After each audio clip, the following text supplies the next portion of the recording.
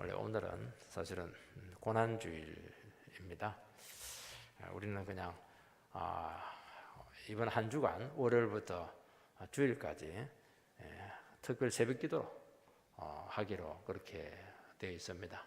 여러분 성도님께서 꼭 기억을 해주셔서 같이 그 고난에 동참하는 기회가 되기를 바랍니다. 저는 아직도 이 청소년 캠프 때 그 기억을 잊을 수 없습니다. 제가 그 캠프로 간 게 아니고 저는 준비자였고 책임자였고 교사였고 스텝이었습니다. 그때 아주 그 강력한 설교자가 오셔가지고 청소년들한테 엄청난 부흥이 나타났습니다. 그냥 강격히 하고 회개를 하고 그렇게 했었습니다. 마지막 날 이제 저녁 예배가 마치고 나서 이제 찬양의 밤 시간이 되었습니다. 그때 교사들과 청소년들이 한 덩어리가 되어서 폭발이 일어났습니다. 얼마나 기뻐하고 좋아하는지 찬양하고 뛰고 또 용머리 뱅꼬리처럼 해가지고 막 돌고 강당 안을 완전히 그냥 휩쓸었습니다. 문제는 이제 제 자신이었습니다.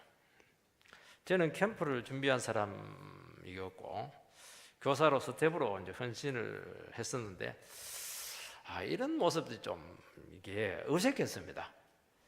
그래서 물이 뒤로 빠져서 뒷짐지고 또 뭐 해야 될 일도 있었겠지만은 그건 핑계였습니다. 그 장면을 그냥 가만히 보고 있었습니다. 마음속으로는 좀 너무 심한 거 아닌가, 좀 정상이 아니다, 좀 뭘 잘못 먹었나, 이제 그런 생각이 자꾸 드는 겁니다. 근데 내 마음속에는 자꾸 외로워지는 겁니다. 나는 그들과 함께 왜 기뻐하지 못하고 감격해 하지 못했을까, 자꾸 의문을 가지고 오랫동안 그때를 생각하면서 신앙생활을 했습니다. 그때 그들의 모습과 그때 같이 있었던 내 모습 중에 어떤 것이 정말 정상적인 것인가 하는 그런 질문이었습니다. 제가 오랜 생활을 한 후에 결론을 내리게 되는데 내 신앙의 문제였구나. 내가 병들었고 내가 메말랐고 나에게 감사가 없었고 감격이 없는 신앙생활을 하고 있었구나. 일은 열심히 했고 캠프도 준비도 하기도 하고 교사도 하기도 하고 예배도 드리면서 종종 은혜도 받기도 했습니다.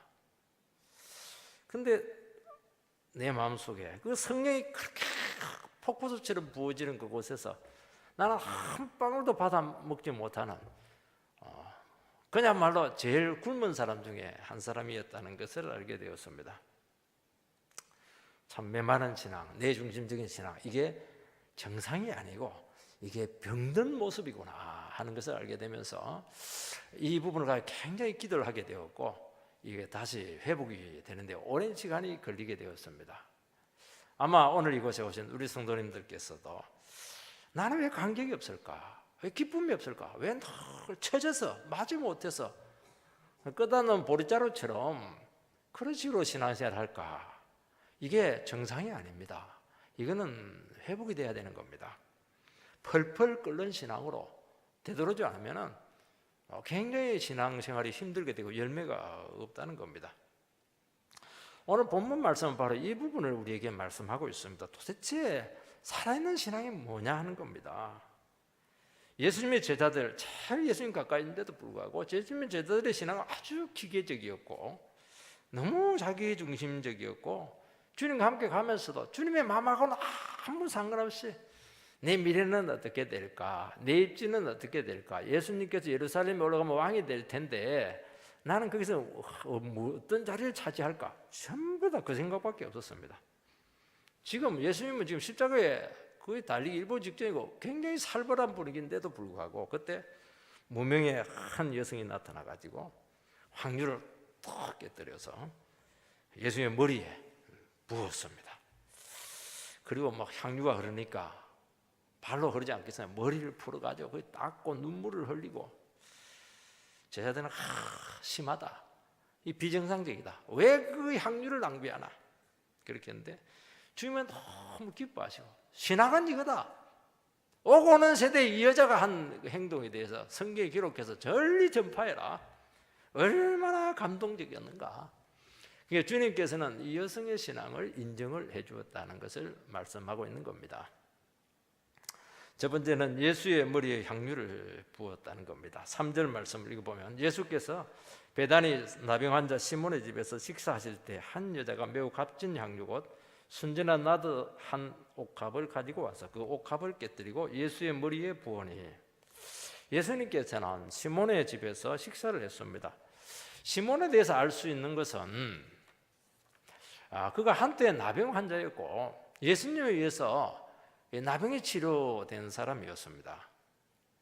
여러분, 베다니 하면은 예루살렘 앞에 있는 곳인데, 베다니 하면 뭐가 기억이 나야 되냐면은 죽은 나사로가 살아난 마을입니다.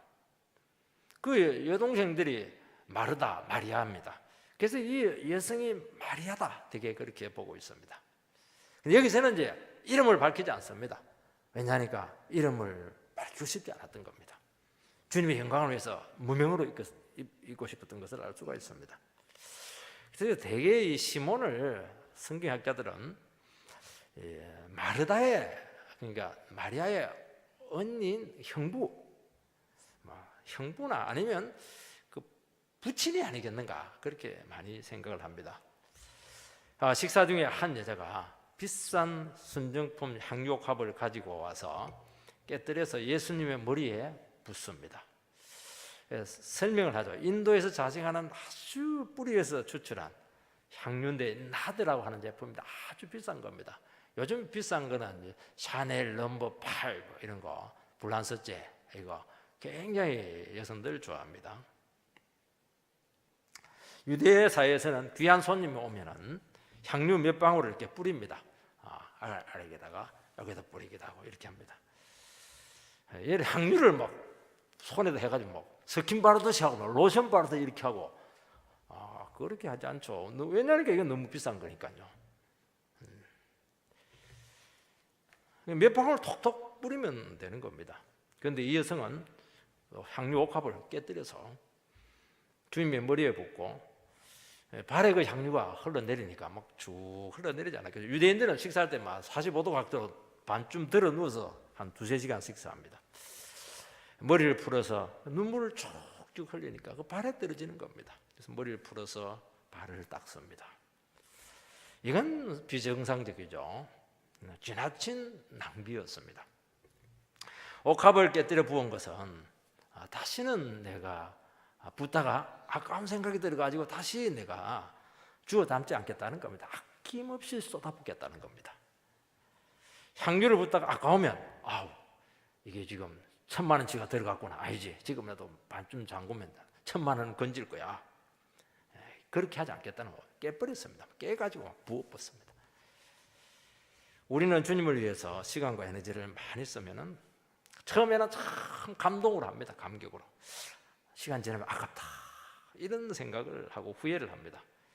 헌금을 처음에 드릴 때는 이건 내 거 아니다, 주님의 것이다, 아낌없이 내가 하나님께 결단하고 더 드려야 되겠다, 이렇게 하는데 시간이 지나면 마음속에서 살살 아까운 생각이 듭니다. 이 돈 가지면은 상당히 좋을 텐데 말이죠.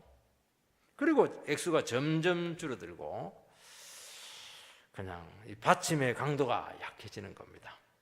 제가 이 목회를 할 때, 대학부를 맡았을 때 한 대학교 다니는 그 자매가 아주 머리가 좋아요. 근데 신앙이 갑자기 뜨거워졌습니다. 뜨거운 정도가 아니고 또 얼마나 봉사를 열심히, 주일학교 반사부 때 해가지고 찬양대까지 막 그렇게 열심히 봉사를 했습니다. 근데 어느 날 없어졌습니다. 안 보였습니다. 어디 갔나 이래 봤더니만 이 자매가 침체되었습니다. 왜 침체됐나니까 내가 너무 열심히 냈다는 겁니다. 나는 원래 이렇게 열심히 내면 안 되는데 열심히 내고 있는 내 자신의 모습을 보니까 굉장히 당황스러웠던 겁니다. 이 잘하는 건데, 더 나가야 되는데 멈춰버렸습니다. 다시는 신앙에 불붙지 않고 주님을 떠나지는 않습니다. 딱 틀을 정해놓고는 그냥 그 한계를 벗어나지 않습니다. 주일 예배 딱 드리고 딱 끝나는 겁니다. 불이야 붙는 거예요. 우리는 한때 다 불이 붙었던 사람들입니다. 내 주님을 위해서 내 한 목숨 바치겠다고, 그 나라와 그를 위해서 내 인생을 바치겠다고, 정말 주님이 모든 것이었고 정말 주님을 외에는 내는 생각하지 않았던 그 부흥의 때를 우리는 다 가지고 있을 겁니다. 먹고 살다 보니까, 사회에 나가다 보니까 각박합니다. 입에 풀칠하기가 힘든 겁니다. 그러면서 어느 순간부터 냉랭하게 내 영혼이 식어가고 있고, 내 인생이 참 아깝다. 어떻게 내 인생을 주님께 바칠 수 있겠는가? 그렇게 하면서 지옥 안 갈 만큼 신앙생활을 하는 그 신앙이 정상이냐? 그것은 병들었다는 겁니다. 여러분, 이 여성의 헌신이 낭비입니까? 제자들은 막 낭비했다고 하고, 이거 말이지, 가난한 사람들에게 나눠주면 얼마나 좋겠는가. 자기 것도 아닌데도 불구하고 막 화를 내면서 막 그 여자에게 막 책망을 하고 비난을 하는 겁니다. 여러분, 어떤 것이 바른 자세입니까? 이 여성의 모습입니까? 아니면 이 제자들의 모습입니까? 우리는 이 두 부류 중에 어떤 부류에 지금 속해 있습니까? 여러분, 이 차이는 결국 하나님에 대한 믿음의 차이에서 온 것입니다. 이 여성은 예수님이 하나님의 아들이다 하는 확신을 가지고 있었습니다. 하나님께 가장 소중한 것을 바치는 것이 전혀 아깝지 않았습니다. 왜냐하면 하나님께서는 나에게 너무 많이 주었기 때문입니다. 오빠 나사로를 살려주시고 형부의 나병을 치료해 주신 그 주님, 우리 가정을 특별히 사랑해 주셨던 그 주님, 이 여성은 또 예수님 앞에서 말씀 듣는 것을 그렇게 좋아했습니다. 마르다는 막 설거지 한다고 난리고, 마르다는 그 앞에서 탁 앉아가지고 말씀을 듣는 정말 영성이 있는 그런 여성이었습니다. 이 여성은 예수님을 하나님의 아들로 확실하게 믿었습니다. 반면 제자들은 하나님 아들 믿었죠. 순수하지가 않는 거예요. 탐욕이 있고 한 자리 차지하려고 있고, 어떻게 하면 내를 좀 드러낼까? 이 신앙이 깨끗하지가 않고 순수하지가 않는 거예요. 불순물이 꽉 끼어 있는 겁니다. 똑같은 거예요, 이것도. 여러분, 불순물이 끼어 있으면 능력이 나타나지 않습니다. 여러분, 이 본문은 샌드위치 구조로 되어 있습니다. 윗부분, 아랫부분, 중간에 이제 이 여성의 아름다운 모습이 기록이 되어 있습니다. 윗부분에는 예수님을 지금 체포하려고 종교 지도자들이 막 사형을 시키려고 온갖 업무가 꾸며지고 있습니다. 현사금까지 다 걸려 있습니다. 그 뒷부분에는 뭐가 됐냐? 실제로 가룟 유다가 제자들을 만나가지고 예수님을 은사집에 파는 겁니다. 정말 살벌한 그 분위기 가운데 너무나 아름다운 그림이 중간에 탁 새겨져 있는 겁니다. 그 어둡고 모략이 있는 너무나 위험한 그 상황에서도 그 믿음의 행위는 그렇게 밝은 빛을 내고 있는 것입니다. 그 심각한 분위기에서 예수님에 대한 그 감사와 감격과 막 헌신을 지금 드리고 있는 것입니다. 이게 뭐냐니까, 이게 믿음인 것입니다. 여러분, 항류옥합은 300데나리온이다 그렇게 하는데, 한 데나리온은 하루의 임금입니다. 대개 한 1년치 연봉이니까 요즘으로 말하면 한 3천에서 한 5천 정도, 상당한 양이지 않습니까? 아마 부모님이 유산으로 그에게 주었든지 아니면 결혼지참금으로 틈틈이 아마 저축을 한 것으로 생각이 됩니다. 이걸 아낌없이 예수님께 바친 겁니다. 그것은 나 시집 안 가겠다는 겁니다. 결혼 포기한 겁니다. 이것이 낭비입니까? 이게 과연 지나친 신앙행위라고 생각이 됩니까? 여러분, 이것은 믿음의 행위입니다. 가장 귀한 것을 주님을 위해서 포기한 것은 너무 고귀한 것입니다. 여러분, 자식이 수술대에 누워있는데 부모의 심정은 똑같아요. 왜 제가 누워있냐? 내가 거기에 누워있어야 내가 수술을 받아야 된다는 것이고, 이 자식이 죽으면 안 되고 내가 죽어야 된다. 이게 어떻게 비정상적이라고 말할 수가 있겠습니까? 지나친 것이 아니죠. 얼마 전에 보니까 가도행진을 하는데 반정부 시위를 하는 그 주제곡 보니까 이 몸이 죽어 나라가 산다며, 이걸 내 좀 들은 것 같아요, 멜로디로. 이 나라를 위해서도 말이지 자기 몸을, 생명을 바치겠다고 이렇게 하는데, 하나님 나라와 주님을 위해서, 나를 구원하신 주님을 위해서 왜 내 인생을 바치지 못하는가? 이게 어떻게 지나칠 수 있겠는가? 그렇게 지금 도전을 하고 있는 것입니다. 이 여자가 향유를 드린 것은 더 드릴 것이 없었기 때문입니다. 아마 향유가 3개 있으면 3개 다 바쳤을 가능성이 참 많습니다. 있는 그대로 다 바친 겁니다. 여러분, 우리가 은혜를 알고 은혜로 구원을 받았다면 우리는 그 은혜를 갚을 길이 없다는 겁니다. 은혜라고 하는 것은 받았는데 갚을 수가 없는 게 은혜입니다. 부모의 사랑은 받기만 하고 갚을 수 돈으로 못 갚습니다. 그게 은혜죠. 그것은 무엇을 이야기하냐니까 무한 충성으로 주님께 나가야 된다는 것을 역설적으로 말하는 것입니다. 공짜지만은 우리의 중심을 가지고 주님 앞에 우리의 모든 것을 드리는 겁니다. 은혜가 제일 강력한 힘이라는 것을 알아야 되는 겁니다. 세상은 은혜가 없어요. 전부 거래입니다. 여러분, 누가 교회 봉사를 많이 합니까?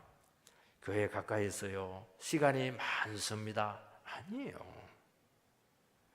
진실로 하나님을 알고 있고 그분을 사랑하는 영혼들이 하는 겁니다. 누가 헌금을 많이 합니까? 돈이 많아요? 너무 많아가지고 돈 쓸 데가 없어요. 그런 사람 없어요. 하나님을 알고 그분을 사랑하기 때문에 아무리 바쳐도 아깝지가 않는 겁니다. 이겁니다. 이게 살아나야 된다는 거예요. 이 영성이 회복이 돼야 된다는 겁니다.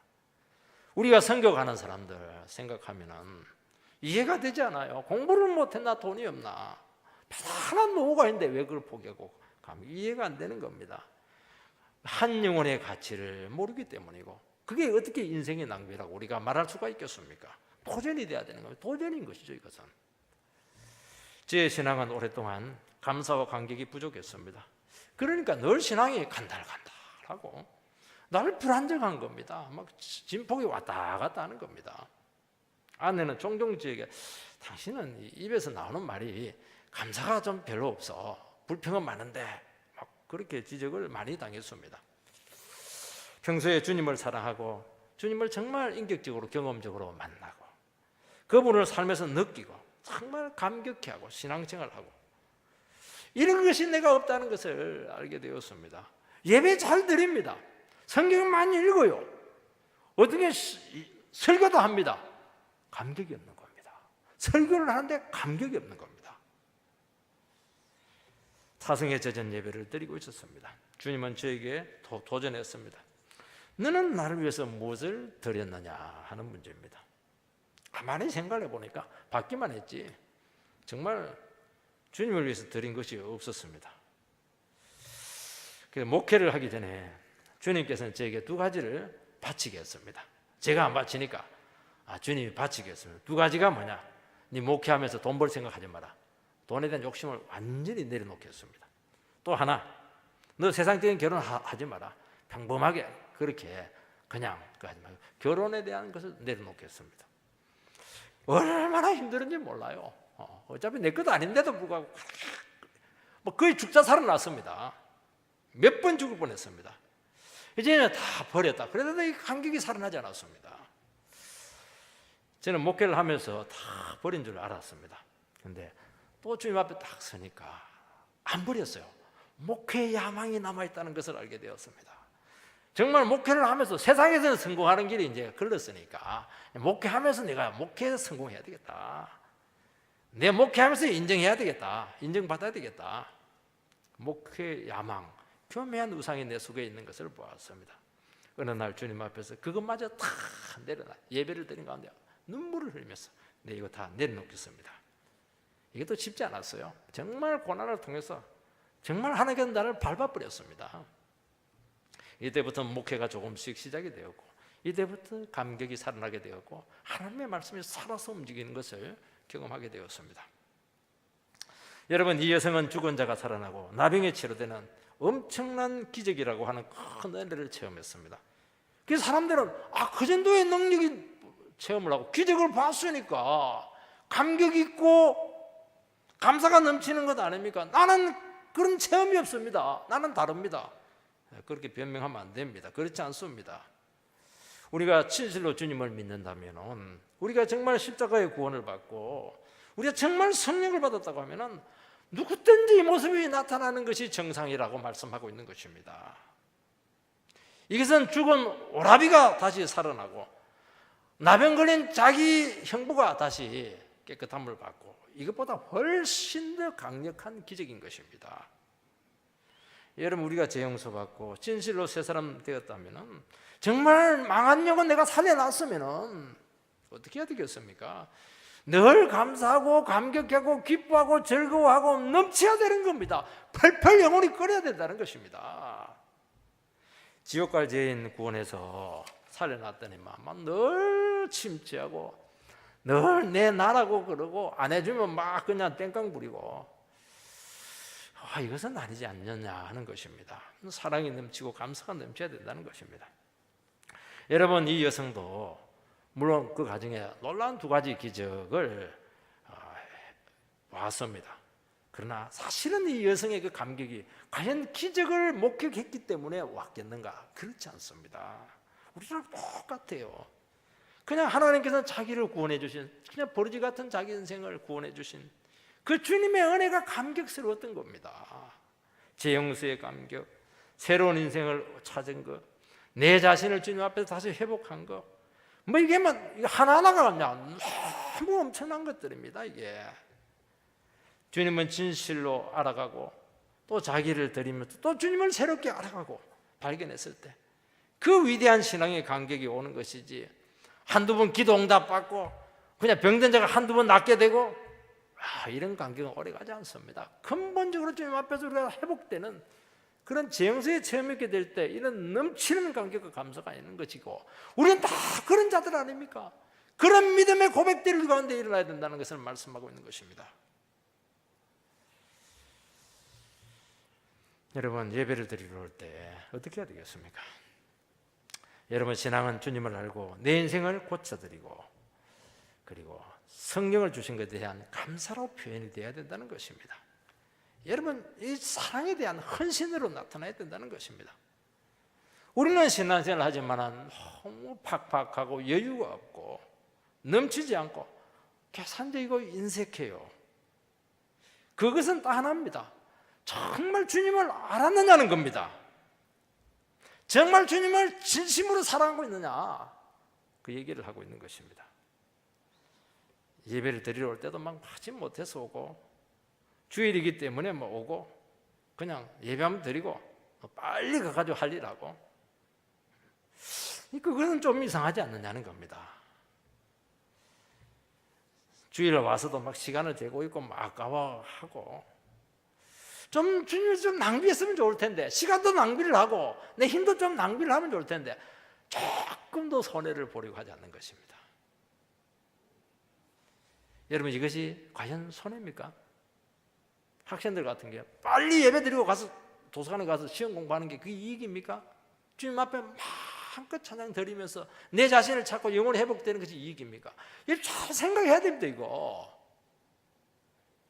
과연 어떤 것이 이익이냐는 것이죠. 우리는 자본주의 사회를 자꾸 이익이라고 하는데 그 말 자체도 참 사실은 송구스러울 때가 많습니다.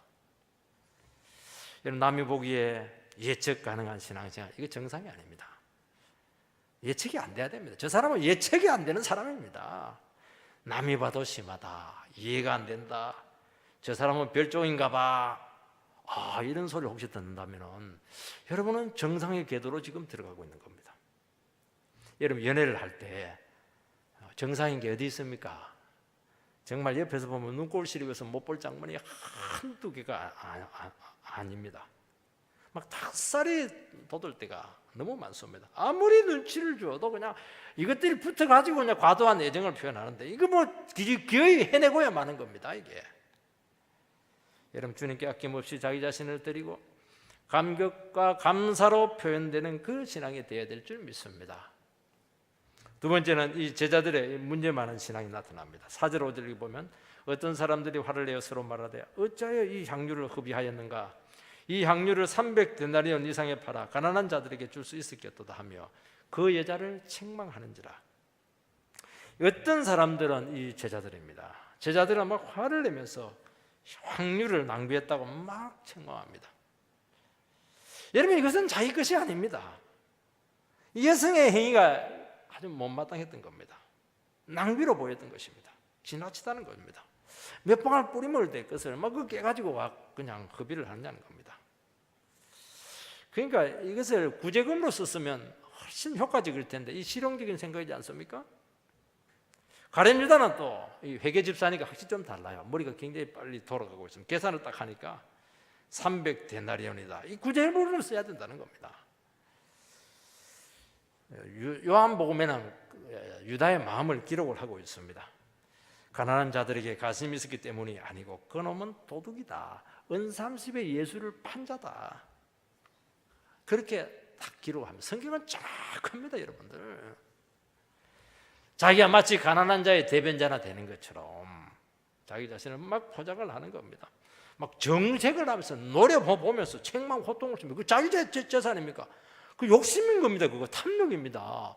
자기 것 아닌데 왜 그렇게 탐을 내고 있냐는 겁니다. 여러분, 이상론자들, 도덕주의자들, 이념주의자들 굉장히 조심해야 됩니다. 마치 자기 자신들은 뭐 거룩하고 정말 사회적인 약자, 연약한 자들의 대변자나 되는 것처럼 막 자기를 포장하는데 속을 들여다봐야 돼요. 성경은 속지 않습니다. 딴맘 다 품고 있습니다.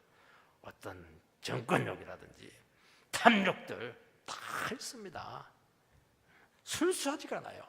여러분, 이념이나 도덕이나 이데올로기, 이상론으로 바른 사람이 절대로 안 나옵니다. 도리어 이데올로기나 도덕이라고 하는 이 보편적인 가치로 자기 자신을 포장을 하니까, 포장이 안 되면 덜 썩을 텐데 포장을 해버리니까 속으로 더 부패하는 겁니다. 그게 더 위험한 거예요. 그거 절대로 말을 믿으면 안 되는 겁니다. 그렇게 해서 바른 인생이 나오는 게 아닙니다. 바른 인생은 무엇입니까? 그 가면을 벗어버리고 말씀 앞에서 자기 자신을 있는 모습 그대로 드러내서 치료받고 정직하게 말씀에 반응하는 것 외에는 우리 인생에 대한 바른 이런 회복은 있을 수가 없는 겁니다. 여러분, 평소에도 얼마든지 구제할 수 있습니다. 평소에는 안 해요. 하필은 딱 이때 이만 합니다. 이상하지 않습니까? 자기 것도 아닌데 너무 아까워합니다. 지가 뭔 재산입니까? 속으로 생각한 게 저거 우리한테 헌금하면 내 지금 퇴직금 딱 하면 딱 좋을 텐데 말입니다. 여러분, 교회가 복음만 강조하고 영혼 구원만 너무 신경 쓰면 안 됩니다. 구제도 하고 사회사업도 많이 해야 됩니다. 맞죠? 그거 귀한 겁니다. 근데 왜 그때 하필 이때 그런 얘기를 하냐는 겁니다. 교회에 대한 딴마음을 가지고 있는 겁니다. 정확해요. 교회는 진리는 정확합니다. 정말 진리를 드러내고 영혼을 살리는 이 핵심 가치를 놓쳐버리기 때문에 이런 말을 자꾸 하는 겁니다. 여러분, 주님을 위한 것, 영혼을 위한 것은 지나쳐야 됩니다. 합리적이고 계산적이고 실용적인 거, 이거는 사회에서 하는 겁니다. 교회에서는 그렇게 하면 안 됩니다. 계산적이고 실용적인 신앙, 자기중심적인 신앙, 결국 내게 유리하도록 신앙생활 하겠다는 거 아닙니까? 중심이 지금 딴 데 있는 겁니다. 정말 주님을 사랑합니까? 정말 영혼을 위해서 정말 내 자신을 드릴 수 있습니까? 그렇게 질문하면 달라지는 겁니다. 이게 생각이 딴 데 있는 거예요 지금. 여러분, 예배에 헌신하는 것은 아깝지 않아야 됩니다. 예배와 영혼 구원에 대한 것은 경제적인 논리로 접근하는 것이 아닙니다. 교회의 위기는 결국에는 예배의 위기에서 왔다는 것이 분명합니다. 점점 이 살아있는 진정한 예배가 사라지고 있는 것이 문제입니다. 예배가 많이 들어지고 있습니다. 그런데 여성과 같은 이런 예배가 없어지는 겁니다. 세련되게 우아하게 드리고 헌금하고 기도하고 우아하게 나가는 겁니다. 아무 일 나지 않습니다. 극장에 오듯이 오늘 목사님 설교를 얼마나 쌈박하게 잘하나, 내가 아는 사람은 안 왔나, 사람 만나라고 말이죠. 여기서 무슨 영혼을 살리는 감격이 나타날 수가 있겠습니까? 여러분, 예배라고 하는 것은 무엇이냐 하면은 최상의 존재에게 최상의 것을 아낌없이 쏟고 낭비하는 겁니다. 우리는 예배를 드리면서 무엇을 희생하고 지금 무엇을 드리고 있습니까? 시시한 것을 드리는 사람의 하나님은 시시한 하나님이십니다. 주님도 우리를 시시하게 대할 겁니다. 하나님의 약속도 별로 중요하지 않고 다 쓰고 남은 시간을 드리게 될 겁니다. 세상 일 다 하고 난 다음에 남는 시간 하나님께 드리는 것이 그거 어떻게 주님을 제일 소중하다고 고백할 수가 있겠습니까? 세상 돈 다 쓰고 나서 시시한 돈 몇 푼, 그 어떻게 주님이 감격이 나타날 수가 있고 거기서 살아있는 펄펄 끓는 신앙이 회복이 될 수가 있겠습니까? 예수님은 비유로 말씀하셨습니다. 어떤 종이 1만 달란트 빚진 것이 있는데 1만 달란트는 지금은 한 6조 정도, 몇 조, 어마어마하죠. 못 갚습니다. 그래서 임금이 못 갚을 줄 알고 탕감을 해주었습니다. 그 종이 탕감받고 탁 문을 나서는데 자기한테 100데나리온 빚진 친구가 있었습니다. 동료가 있었는데 100데나리온이니까 100일치 임금이니까 한 1,000만 원, 1,500만 원 정도. 그것도 크죠. 돈 갚아라. 왜냐하면 지금 갚을 시간이 지났거든요. 조금만 시간 주라. 어디 시간 주냐 막 때리고 막 감옥에 집어넣어 버렸습니다. 그 소식을 듣고 임금은 다시 그를 불렀습니다. 막 호통을 쳐서 다시 탕감 취소, 감옥에 집어넣어 버렸습니다. 왜 그 종이 자기에게 빚진 자를 그렇게 여유를 가지지 못하고 용서하지 못했겠습니까? 그는 임금이 어마어마한 그 돈을 자기에게 탕감해 주었다는 것을 믿지 않고 그 용서를 받았음에도 불구하고 탕감을 받았음에도 불구하고 자기가 갚아야 된다고 생각했기 때문에 그렇게 한 겁니다. 임금이 탕감을 해준 것은 갚으라는 게 아닙니다. 그 감격을 가지고 너희는 것을 가지고 사랑을 베풀고 임금을 자랑하고 그 감격 가운데 믿음으로 살아가라는 겁니다. 자기가 갚을 수 없는데 갚으려고 한 겁니다. 그냥 마음이 급했죠. 그냥 때리고 말이에요. 감옥에 집어넣고 싹 다 거들리게 했던 겁니다. 너무 인색하고 계산적인 그런 신앙이 되었던 겁니다. 여러분, 우리의 구원은 갚을 수 없는 은혜인 줄 믿습니다. 그 은혜는 사랑과 감격으로 반드시 표현되어야 될 줄 믿습니다. 우리가 다른 사람들한테 여유를 가지지 못하고 그냥 엄청난 잣대를 가지고 막 빈틈없이 그 사람을 정죄하고 이렇게 할 때 과연 이 사람이 탕감받은 종인지, 과연 이 사람이 용서받은 죄인이었는가, 한번 스스로에 대해서 질문을 정말 솔직하게 주님 앞에서 여러분들 정직하게 한번 질문을 해야 된다는 겁니다. 왜 나는 다른 영혼들이 그렇게 인색할까? 정말 하나님으로부터 정말 어마어마한 은혜를 받았는가? 그 계산이 안 되는 겁니다. 그것은 안 믿는 겁니다. 가룟 유다처럼 주님 앞에 제일 가까이 있었지만 한 번도 속내를 드러내서 주님 앞에서 자기 죄를 고백하고 용서받지 못한 겁니다.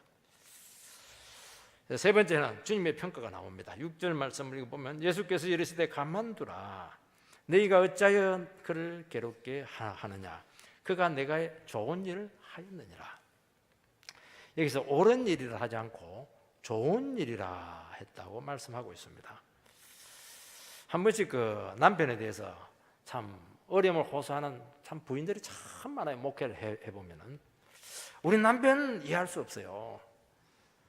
그냥 자기밖에 모르고 여자의 몸을 너무 모르고 있습니다. 마음을 모르고 있습니다. 막 상처도 주고 막 교회 나가는 것은 그래도 그나마 좀 용납을 해서 좋은데 막 너무 답답해서 못 살겠습니다. 목사님은 어떻게 했으면 좋겠습니까? 그럼 제가 뭐라고 대답합니까? 남편이 하는 것은 바른 거 아닙니다. 나쁜 겁니다. 옳지 않은 행동입니다. 그렇지만 이혼하지 마시고 집 나가지 말고 좀 잘 살아가십시오. 그렇게 그리고 얘기를 합니다. 불쌍히 얘기해 주시고 기대해 주고 잘 이렇게 대해주라고 합니다. 아름답기 때문이죠. 이혼하고 있는 것들은 이게 좋은 일이 아닙니다. 여러분, 신앙생에는 옳고 그름으로 접근하면 큰일 납니다. 늘 얘기하지 않습니까? 교회는 정의가 아닙니다. 교회는 사랑입니다. 옳고 그름으로 나가면 박살납니다. 교회는. 우리가 하나님 앞에서 진짜 옳은 사람이 있습니까? 정말 하나님 앞에서 100% 깨끗한 사람이 있습니까? 50보 100보입니다. 똑같은 죄인인 겁니다. 정말 자기 자신에 대해서 하나님 앞에서 자기 자신의 모습을 본 사람이라면 그렇게 다른 사람에 대해서 날카로운 비판을 어떻게 할 수가 있어요? 못하는 겁니다. 그거는 위선자입니다. 그럴 수 없는 거예요. 그거는 이거는 나쁜 일인 겁니다. 나쁜 겁니다. 좋은 일이 아닙니다. 여러분, 좋은 일은 원문상으로 아름다운 일이다, 그런 의미를 가지고 있습니다. 여러분, 사랑으로 듣고 품는 것이고 너나 나나 다를 게 없다. 상대의 부족을 감당하는 것이고 이게 복음이고 이게 아름다운 겁니다. 링컨은 참 위대한 대통령인데 왜 위대한 대통령 하면 신앙이 좋아서 뭘 그렇게 말할 수도 있습니다. 링컨은 내각을 구성할 때 자기 사람만 구성하지 않습니다. 정적들, 국무장관 딱 앉힙니다. 자기를 제일 공격했던 국무장관 앉히고, 인격적으로 문제가 있지만은 아주 능력 있는 사람을 딱 요소에 배치를 합니다. 그러니까 가까운 지인들, 당신 그렇게 하다 쫓겨난다고 막 비난하면 막 그 사람 문제가 심각하다고 그렇게 하면 링컨은 막 박수를 치면서 당신 말이 맞아요 이렇게 합니다. 그런데 안 잘라요. 끝까지 같이 데리고 갑니다. 그리고 남북 정쟁을 승리로 이끌었습니다. 얼마나 아름답습니까? 옳은 것보다 좋은 게 좋은 겁니다, 여러분들. 덕을 세우는 게 훨씬 좋은 겁니다. 여러분, 옳고 그름을 자꾸 하지 마시기 바랍니다. 당신이 정말 옳습니까? 옳은 거 아닙니다. 자기한테 옳은 것이죠. 다른 사람은 절대 옳지 않습니다. 그 사람 입장에 대봤습니까? 안 대봤잖아요. 그렇게 하면 안 되는 겁니다. 주님 앞에서 내를 옳지 않다고 자꾸 단도질을 해야 돼. 왜 다른 사람에게 그렇게 화살을 돌리냐는 것을 말씀하고 있는 겁니다. 아름답지가 않아요. 그러니까 우리나라는 지금 막 옳고 그름으로 막 그냥 이자듯이 파고듭니다. 정말 눈살이 찌푸려집니다. 아름답지가 않은 거예요. 다 깨지고 있는 겁니다. 지금 적절하게 조화를 이루고 줄 거 주고 가질 거 가지고 타협을 하고 이렇게 해야 되죠. 허물을 덮어주는 게 없습니다. 없는 것도 다 파냅니다. 지금 이 여자의 행동은 이상합니다. 주님을 향한 사랑, 믿음의 고백이 있습니다. 머리털까지 풀어서 발을 닦습니다. 여자의 자존심은 머리털인데 이걸 그냥 주님의 그 냄새나는 발 닦는데 이게 어떻게 정상입니까? 이 제형수의 감격, 이거는 뭐 설명이 안 되는 겁니다. 세련되지 못하고 너무나 투박하지만 정말 진심이 있었고 그 헌신이 얼마나 아름답고, 여러분 그 방 안에 그 향미 향기 꽉 차지 않았겠습니까? 얼마나 아름다운 냄새였겠습니까? 7절 말씀을 읽어보면 가난한 자들은 항상 너희와 함께 있으니 아무 때라도 원하는 대로 도울 수 있거니와 나는 너희와 항상 함께 있지 아니하리라. 여러분, 가난한 자들 구제하지 않는 것이, 구제하는 거 중요하지 않다는 게 아닙니다. 더 우선적인 게 있다는 겁니다. 주님은 짧은 3년의 공생의 기간 동안 모든 병자 고치고 모든 귀신 다 쫓아내고 그렇게 안 했습니다. 주님은 십자가 죽음을 위해서 오신 그 목적을 향해서 두벅두벅 걸어가시고 그걸 이루고 나서 다 이루었다, 다 했다, 그렇게 고백을 했습니다. 다 우리가 봤을 때 다 못했는데 다 한 겁니다. 하나님 앞에서는. 여러분, 가난한 자들은 언제라도 도울 수가 있습니다. 그러니까 주님과 함께 있는 이 기간은 지금밖에 없습니다. 딱 며칠밖에 없습니다. 이 여성은 주님에 대한 나쁜 소문을 들었고 예루살렘 안에 주님에 대한 적대감과 긴장감을 느끼고 있었습니다. 그녀는 주님께 조금이라도 힘이 되어주고 싶었고 정말 주님께 위로가 될 것으로 판단하고 제일 소중한 것을 아낌없이 주님께 바쳤습니다. 이것은 이 순간, 이 시간 지나고 나면 하고 싶어도 못하는 일입니다. 여러분, 우리에게는 성령이 주시는 감동이 있습니다. 여러분들이 예배를 드리면서 더 놀라운 믿음의 생각이 이 시간 떠오르게 될 것입니다. 그 기회를 절대로 놓치지 마시기 바랍니다. 빨리 집에 가서 텔레비 보고 다 잊어버리고 이렇게 하면 아무 소용없습니다. 그거 쏟아버리는 겁니다. 그것은 내가 누군가를 도와야 되겠다, 그 성령의 감동이 올 때 어떻게 해야 됩니까? 그 기회를 놓치지 마시기 바랍니다. 그게 그냥 일어나는 겁니까? 주님의 엄청난 감동 가운데서 그게 주신 너무나 특별한 것입니다. 그 기회 놓치면 다시는 오지 않습니다. 여러분, 우리가 마음을 비우고 주님을 사랑하고 믿음으로 반응할 때 정말 주님께서 뭔가 할 수 있는 것이 나타나기 시작합니다. 그것만 해도 우리 여러분 인생 최고입니다. 최고. 그걸 안 해요. 그걸 해야 되는데 제일 남는 장사인데 그걸 못하는 겁니다. 제자들은 얼마나 기회가 많았습니까? 늘 생각이 딴 데가 있어요. 딴 데. 어찌하면 도망갈까? 여차하면 튀어야지.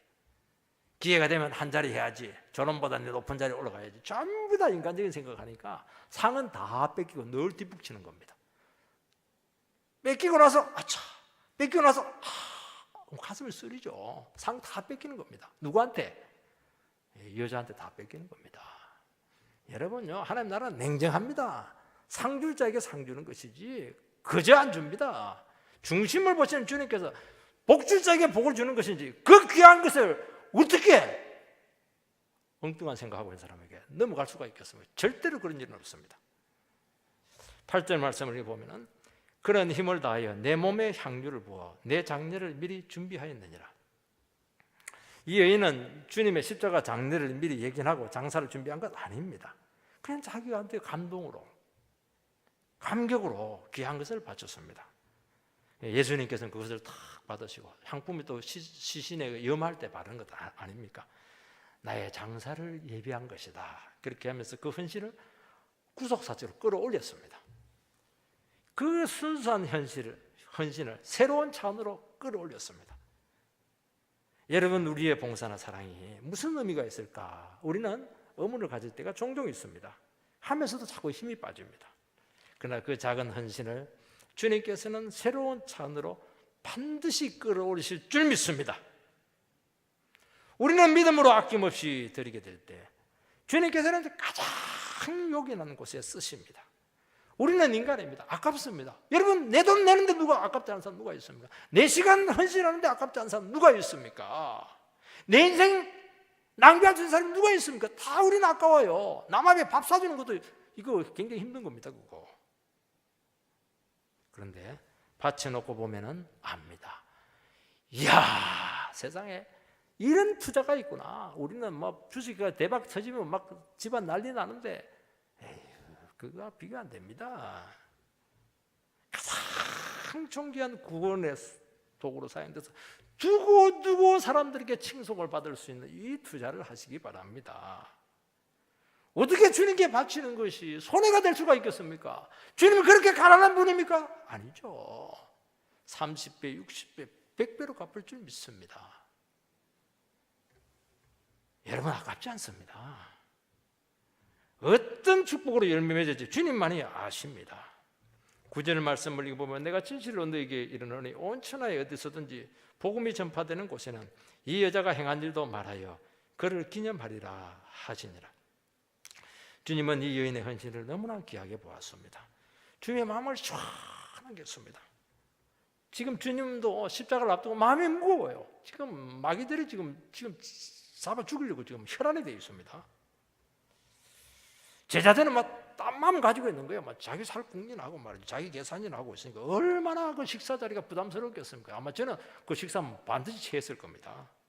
한 여성이 나타나가지고 그냥 그 순수한 마음, 그냥 감격으로 주님 앞에 나왔을 때 주님의 마음을 그대로 표현해주고 10년 묵은 체증이 싹 뚫렸던 겁니다.